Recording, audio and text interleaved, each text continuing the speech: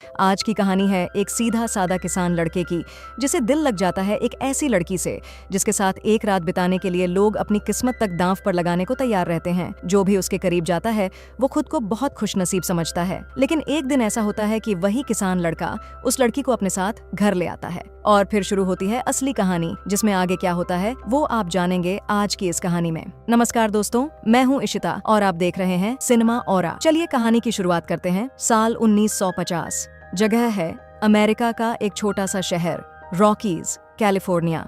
यहाँ रहती है एक बेहद सुंदर लड़की, एंजल। एंजल कोई आम लड़की नहीं है। उसके साथ एक रात बिताने के लिए लोगों का लॉटरी से चुनाव होता है। किस्मत से जिसका नंबर निकल जाए वो खुद को बहुत ही भाग्यशाली मानता है। बाहर से जितनी चमक धमक दिखती है, अंदर से एंजल उतनी ही टूटी हुई और मजबूर है।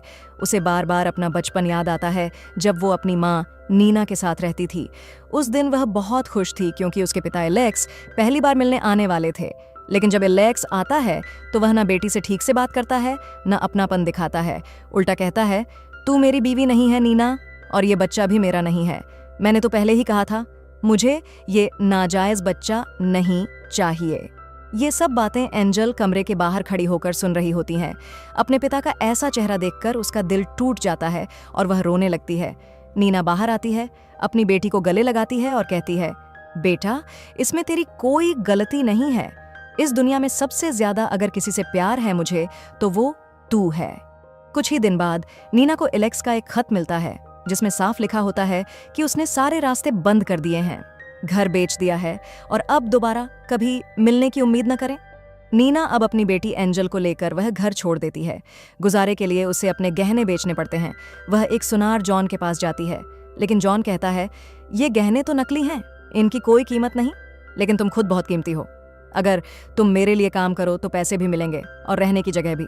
मजबूरी में नीना उसकी बात मान लेती है और यहीं से शुरू होती है एक ऐसी जिंदगी जिसमें समझौते हैं, दर्द है और एक मासूम बच्ची की आंखों से देखी गई सच्चाइयों की झलक। नीना अब मजबूरी में जॉन के कहे मुताबिक काम करने लगती है। वह दोनों माँ बेटी किसी तरह गुजारा कर रहे होते हैं, लेकिन कुछ ही दिनों में नीना एक गंभीर बीमारी का शिकार हो जाती है और एक दिन उसकी मौत हो जाती है। अपनी माँ को इस हालत में जाते देख एंजल का दिल टूट जाता है, लेकिन वह खुद भी बेबस थी। उसके पास कोई सहारा नहीं बचा था।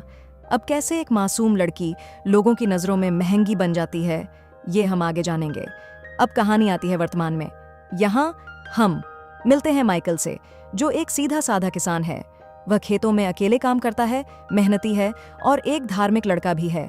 हर दिन चर्च जाकर प्रार्थना करता है, लेकिन आज माइकल कुछ अलग मांगता है। वह ईश्वर से एक सच्चा जीवन साथी मांगता है जो उसे दिल से प्यार करे और उसके साथ हमेशा खड़ी रहे। उसी शाम माइकल शहर में अपना सामान बेचने जाता है और तभी उसकी नज़र एंजल पर पड़ती है। एंजल वहां घूम रही होती है और उसे देखकर माइकल बस उसे देखता ही रह जाता है। पहली नज़र में ही उसे एंजल बहुत खास लगती है। वो अपने दोस्त से एंजल के बारे में पूछता है और पता चलता है कि एंजल शहर के एक बड़े पैलेस में रहती है।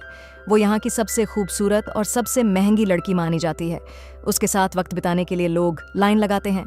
ये सुनकर माइकल को थोड़ा अजीब लगता है, लेकिन फिर भी उसके मन में एक ख्याल आता है, मैं उससे ज़रूर मिलूंगा, चाहे उसका अतीत कुछ भी रहा हो। शाम को जब एंजल की शिफ्ट खत्म होती है तो वहाँ का बॉडीगार्ड आता है जो हर रोज की कमाई लेने आता है, लेकिन उसे कमाई कम लगती है तो गुस्से में एंजल से बदतमीजी करता है। कहता है, बोलो, और सोना कहाँ छुपा रखा है? एंजल भी गुस्से में जवाब देती है और उसे भला बुरा कहती है। बॉडीगार्ड को यह बात बर्दाश्त नहीं होती और वह एंजल पर हाथ उठा देता है, यहाँ तक कि उसे जबरदस्ती पानी के टब में डुबाने लगता है। तभी डचेस वहां पहुंचती है जो इस पूरे जगह की मालिकिन है। वो गुस्से में कहती है, अगर एंजल को एक खरोंच भी आई तो बाहर जो लोग खड़े हैं वो तुझे जिंदा नहीं छोड़ेंगे। अब जाकर एंजल को दूसरी शिफ्ट के लिए तैयार कर। थोड़ी देर बाद एंजल फिर से तैयार होकर अपने काम पर लौटती है। इस बार वहां आता है माइकल, जो उससे मिलने आया होता है। एंजल उससे पूछती है, मैं तुम्हें कैसे खुश करूं? माइकल मुस्कुराते हुए कहता है, मैं सिर्फ बात करने आया हूं। मैं बाकी लोगों की तरह नहीं हूं। मैं एक किसान हूं और अपने खेत में मेहनत करता हूं। फिर वह एंजल को सीधा शादी का प्रस्ताव देता है। ये सुनकर एंजल हंस पड़ती है। वह कहती है, ये इस हफ्ते का 5वां प्रपोजल है। यहाँ रोज लोग आते हैं, मीठी मीठी बातें करते हैं और फिर चले जाते हैं। एंजल के साथ माइकल की मुलाकात का वक्त खत्म हो जाता है और एंजल उसे कमरे से बाहर भेज देती है। लेकिन अगली ही सुबह माइकल फिर से वापस आता है, इस बार पहले से 2 गुने पैसे देकर। वो कहता है, मुझे तुमसे पहली नज़र में प्यार हो गया था, मैं चाहता हूं कि तुम मेरे साथ चलो, हम शादी करेंगे और एक नई जिंदगी शुरू करेंगे। एंजल उसकी बातों को मजाक समझती है और कहती है, तुम बेवकूफ़ हो, अपना पैसा और समय दोनों बर्बाद कर रहे हो, मैं कभी भी तुम्हारी नहीं बन सकती, इसलिए जो करना है करो और चले जाओ। तभी फिर से वही बॉडीगार्ड आता है और माइकल को जबरन वहां से बाहर निकाल देता है। बाहर आकर माइकल का दोस्त उसे समझाने की कोशिश करता है, भाई ये लड़की तेरे लिए सही नहीं है, वो प्यार व्यार जैसी चीज़ों में यकीन नहीं करती। लेकिन माइकल हार मानने वालों में से नहीं होता। वो कहता है, मैं एक बार और कोशिश करना चाहता हूँ। और फिर शाम होते ही वो फिर से एंजल से मिलने चला जाता है। इस बार वो उसे बहुत ही प्यार से समझाने की कोशिश करता है, मुझे समझ नहीं आता कि तुम इस नरक जैसी जिंदगी में क्यों जी रही हो। क्या तुम्हारे दिल में कोई एहसास ही नहीं? क्या तुम्हें सच में मेरे लिए कुछ भी नहीं महसूस होता? और फिर माइकल प्यार से उसे किस करता है और कहता है, क्या अब भी तुम्हें मेरा प्यार महसूस नहीं हो रहा? एंजल जवाब देती है, मैं तुमसे प्यार नहीं करती और ना ही तुमसे शादी करना चाहती हूँ, तुम सिर्फ एक मामूली किसान हो और कुछ नहीं। माइकल ये सुनकर चुप हो जाता है, वो कुछ नहीं कहता और चुपचाप वहां से चला जाता है। अब कहानी वापस फ्लैशबैक में जाती है, जब एंजल की माँ का निधन हो गया था। उसके बाद जॉन, वही सुनार, एंजल को एक और शहर ले जाता है। दरअसल वो उसे बेचने के इरादे से लाया था, लेकिन वहीं काम करने वाली सैली नाम की एक लड़की जॉन से रिक्वेस्ट करती है, इस बच्ची को कहीं और ले जाओ, ये जगह इसके लायक नहीं है। मगर जॉन नहीं मानता। जॉन एंजल को बॉस के कमरे में ले जाता है। थोड़ी देर में वहां आता है इस जगह का मालिक ड्यूक।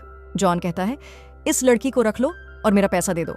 लेकिन ड्यूक का इशारा होते ही उसके आदमी जॉन को वहीं पर मार डालते हैं। ये देखकर एंजल बुरी तरह डर जाती है। ड्यूक उसकी आंखों में देखते हुए कहता है, अब से तुम सिर्फ मेरे लिए काम करोगी। और इसी डर और धमकी के साथ एंजल की नई जिंदगी शुरू होती है। कुछ सालों में जब वो बड़ी हो जाती है तो ड्यूक उसे भी उसी अंधेरी दुनिया का हिस्सा बना देता है। अब एंजल के अंदर से डर खत्म हो चुका था और उसे लगने लगा था कि दुनिया के सारे मर्द एक जैसे ही होते हैं। एंजल अब तक मजबूरी में सब कुछ सहती रही थी। एक दिन वही एलेक्स, उसका बाप, उसी जगह आता है। उसे ये नहीं पता होता कि यही लड़की उसकी खुद की बेटी है। वो जैसे ही एंजल को कमरे में ले जाता है, एंजल उसे सच्चाई बता देती है। सच सुनकर एलेक्स का दिल कांप जाता है। उसे एहसास होता है कि उसी की वजह से उसकी बेटी की जिंदगी नर्क बन गई। पछतावे में डूबा एलेक्स खुद को दोषी मानते हुए वहीं आत्महत्या कर लेता है। उसी दौरान सैली, जो एंजल की साथी थी, उसे कुछ पैसे देकर वहां से भागने में मदद करती है। लेकिन जब ड्यूक को ये बात पता चलती है तो वह गुस्से में आकर सैली की हत्या करवा देता है। एंजल अब एक शिप में बैठी दिखाई देती है जो उसे इस नरक से दूर किसी और शहर ले जा रहा होता है। उस शिप में और भी कुछ लड़कियां होती हैं जो एंजल से बात करती हैं, लेकिन जैसे ही शिप रॉकीज शहर पहुंचता है, वो लड़कियां एंजल के साथ धोखा करती हैं, उसे पीटकर बेहोश कर देती हैं और उसके सारे पैसे छीन लेती हैं। अब कहानी वापस प्रेजेंट में आती है। एंजल की तबीयत बिगड़ जाती है। उसकी दोस्त पूछती है, क्या हुआ? एंजल जवाब देती है, मैं लगातार माइकल के बारे में सोच रही हूँ और अब मैं टूट चुकी हूँ।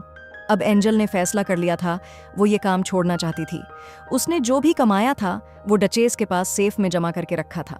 एंजल हिम्मत करके डचेस के पास जाती है और कहती है, मैं अब ये सब छोड़ना चाहती हूँ, अपने पैसे वापस दो। डचेस उसे समझाने की कोशिश करती है, मैं तुम्हें यहाँ अच्छा खाना, कपड़े, रहने की जगह देती हूँ, बाहर जाकर क्या करोगी? लेकिन एंजल अब ठान चुकी थी।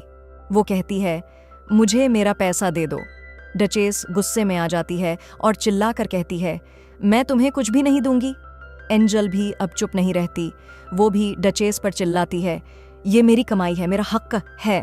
डचेस अपने आदमियों को बुलाती है और कहती है, इस लड़की को सबक सिखाओ। इसके बाद उसका आदमी एंजल को बहुत बेरहमी से मारता है। उसी रात माइकल को सपना आता है। उसे लगता है कि एंजल पर कोई मुसीबत आने वाली है।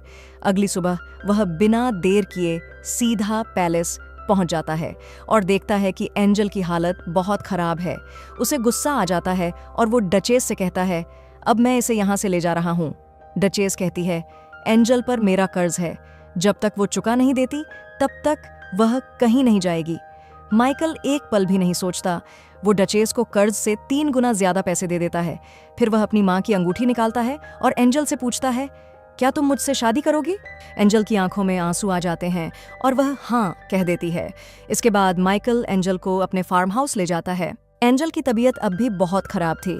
वो माइकल से कहती है, तुमने डचेस को बहुत पैसे दे दिए, तुम्हें नहीं करना चाहिए था। माइकल मुस्कुराकर कहता है, पैसे की परवाह मत करो, मुझे बस तुम्हें उस नर्क से निकालना था। लेकिन एंजल अंगूठी वापस कर देती है और कहती है, जब मैं ठीक हो जाऊंगी तो तुम्हारा सारा कर्ज चुका दूंगी, फिर चली जाऊंगी। मैं शादी करके किसी की गुलाम नहीं बनना चाहती। ये सुनकर माइकल हंसता है और कहता है, शादी करना गुलामी नहीं होती। फिर वो उसे पहनने के लिए कुछ कपड़े देता है। एंजल पूछती है, ये कपड़े क्या तुम्हारी पत्नी के हैं? माइकल कहता है, नहीं, ये मेरी बहन के हैं। 1 साल पहले उसकी मौत हो गई थी। अब मैं और उसका पति पॉल यहाँ रहते हैं, पर फिलहाल पॉल दूसरे शहर गया हुआ है। एंजल उठने की कोशिश करती है, लेकिन उसकी हालत कमजोर होने की वजह से वह गिर जाती है। माइकल उसका सहारा बनता है, उसका ध्यान रखता है। इसी तरह 3 हफ्ते बीत जाते हैं और अब एंजल धीरे धीरे ठीक हो जाती है। एक रात जब माइकल उसे देखने आता है तो एंजल उसे अपने पास बुलाती है और कहती है, अब तुम्हारा कर्ज चुकाने का वक्त आ गया है। और वो माइकल से मेट होने के लिए कहती है, लेकिन माइकल साफ मना कर देता है। वो कहता है, मैंने तुम्हें इसलिए नहीं बचाया था। मैं चाहता हूं कि जैसा एहसास मेरे दिल में है वैसा ही कुछ तुम्हारे दिल में भी हो। जब तक ऐसा नहीं होता मैं तुम्हारे करीब नहीं आऊंगा। दोनों देर रात तक बातें करते हैं। एंजल कहती है, जब मैं छोटी थी मेरी माँ रोज भगवान से प्रार्थना करती थी, फिर भी उन्हें सिर्फ दुख और नरक जैसी जिंदगी ही मिली, इसलिए मुझे अब भगवान पर भरोसा नहीं है। अगली सुबह जब माइकल खेतों में काम कर रहा होता है तो एंजल उसके पास आती है और कहती है, मैं तुम्हारी बीवी जैसा काम नहीं कर सकती, लेकिन जब तक यहाँ हूँ पर काम कर सकती हूँ। माइकल मुस्कुराकर उसकी बात मान लेता है। इसके बाद माइकल उसे खेती से जुड़े कई काम सिखाता है, जैसे मुर्गियों से अंडे लेना, मछली पकड़ना, जानवरों की देखभाल करना। धीरे धीरे एंजल को भी इन सब कामों में सुकून मिलने लगता है। फिर एक रात माइकल एंजल को जगाता है और कहता है, चलो मैं तुम्हें कहीं ले जाना चाहता हूँ। एंजल कहती है, अभी रात है, सुबह होने वाली है, तुम कहाँ ले जा रहे हो? माइकल उसे एक पहाड़ी पर ले जाता है जहाँ से सूरज निकल रहा होता है। वो कहता है, मैं तुम्हें बिल्कुल ऐसी ही जिंदगी देना चाहता हूँ जिसमें उम्मीद हो, रोशनी हो और हर दिन एक नया रंग लेकर आए, जैसे ये सनराइज। एंजल उसे देखकर मुस्कुराती है और कहती है, अगर तुम मेरी जिंदगी का आधा सच भी जान जाओ तो मुझसे नफरत करने लगोगे। माइकल उसे बड़ी ही शांति से जवाब देता है, वो जिंदगी तुमने खुद नहीं चुनी थी, लेकिन अब तुम अपने लिए वो जिंदगी चुन सकती हो जो तुम चाहो। एंजल थोड़े गुस्से और दुख में कहती है, तुम मुझे अपनी बीवी मानते तो हो, लेकिन मेरे करीब क्यों नहीं आते? माइकल कहता है, मैं बस इंतजार कर रहा था उस एहसास का जो तुम्हारे दिल से आए, जब तुम भी मुझे उसी तरह चाहो जैसे मैं तुम्हें चाहता हूँ। ये सुनकर एंजल की आंखों में आंसू आ जाते हैं और फिर दोनों एक दूसरे को किस करते हैं। इसके बाद दोनों घर लौट आते हैं और पहली बार माइकल और एंजल के बीच इंटीमेट मोमेंट होता है। यह पल दोनों के लिए खास होता है। एक तरह से उनकी अधूरी कहानी पूरी होती है। अगले दिन फार्म में पॉल आता है, माइकल का जीजा जो दूसरे शहर गया हुआ था। दोनों आपस में मिलते हैं, हालचाल पूछते हैं। माइकल उसे बताता है, मैंने शादी कर ली है। फिर वह पॉल को एंजल से मिलवाने ले जाता है। जैसे ही पॉल एंजल को देखता है वो उसे पहचान जाता है। हालांकि उस वक्त वो कुछ नहीं कहता, लेकिन जब माइकल वहां से चला जाता है पॉल अकेले में एंजल से बात करता है। वो कहता है, मैं जानता हूँ तुम कौन हो और किस काम से जुड़ी रही हो। माइकल बहुत अच्छा लड़का है, उसे किसी अच्छी लड़की से शादी करनी चाहिए, न कि तुम जैसी से। एंजल शांति से जवाब देती है, वो खुद मेरे पास आया था और सब कुछ जानने के बाद भी उसने मुझे अपनाया। अब ये बात तुम्हें भी माननी चाहिए। लेकिन पॉल नहीं मानता। वो गुस्से में माइकल के पास जाता है और एंजल के बारे में उल्टा सीधा बोलने लगता है, उसे नीचा दिखाने की कोशिश करता है। माइकल ये सब सुनकर उसे एक पंच मार देता है और गुस्से में कहता है, अगर तुम मुझे भाई जैसा मानते हो तो एंजल को भी बहन जैसा मानना पड़ेगा। फिर माइकल उसे सॉरी भी कहता है और समझाता है, तू चाहे तो शहर जाकर एक नया बिजनेस शुरू कर सकता है और अपनी जिंदगी दोबारा बना सकता है। इसके बाद सीन बदलता है। अब हमें एंजल और माइकल को साथ में दिखाया जाता है। माइकल कहता है, कल पॉल शहर जा रहा है और उसने सब समझ लिया है। फिर वो एंजल के पास आता है और प्यार से कहता है, मैं तुम्हारे साथ पूरी जिंदगी बिताना चाहता हूँ। मैं चाहता हूँ कि हमारे बच्चे हों, एक प्यारा सा परिवार हो और हम हमेशा खुश रहें। लेकिन यह सुनकर एंजल का चेहरा उतर जाता है, क्योंकि एंजल मां नहीं बन सकती थी। और ये बात माइकल को अब तक नहीं पता थी। अब हमें एंजल का एक और कड़वा अतीत दिखाया जाता है।